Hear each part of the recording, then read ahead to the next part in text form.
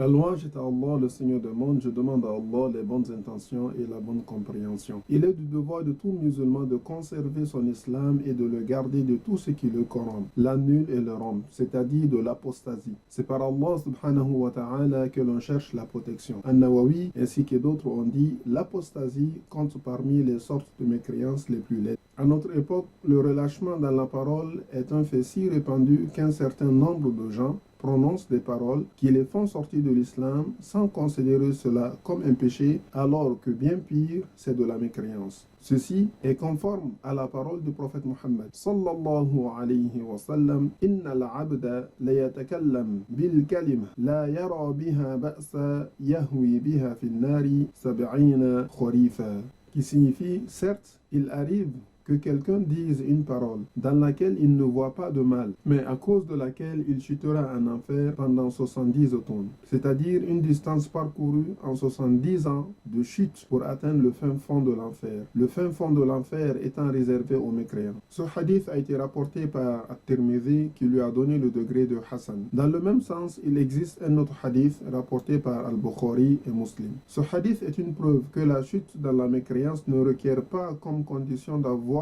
eu connaissance de la loi correspondante et de s'être satisfait de l'acte, ni d'avoir cru en la signification de la parole prononcée, comme le prétend à tort dans le livre Fiqh Sunnah. De même, la chute dans la mécréance ne requiert pas comme condition de ne pas être en colère, tout comme An-Nawawi l'a signalé. Il a dit: si un homme s'emporte contre son fils et qu'il le frappe violemment et qu'un autre lui dit: n'es-tu pas musulman? S'il le répond délibérément non, il aura apostasié. D'autres que lui l'ont dit, parmi les Hanafi entre autres. L'apostasie est de 3 sortes comme l'ont classé An-Nawawi. D'autres savants parmi les Shafi'i et les Hanafi entre autres. Croyance, acte et parole. Chaque sorte se ramifie en des branches nombreuses. Walhamdulillahi Rabbil Alamin.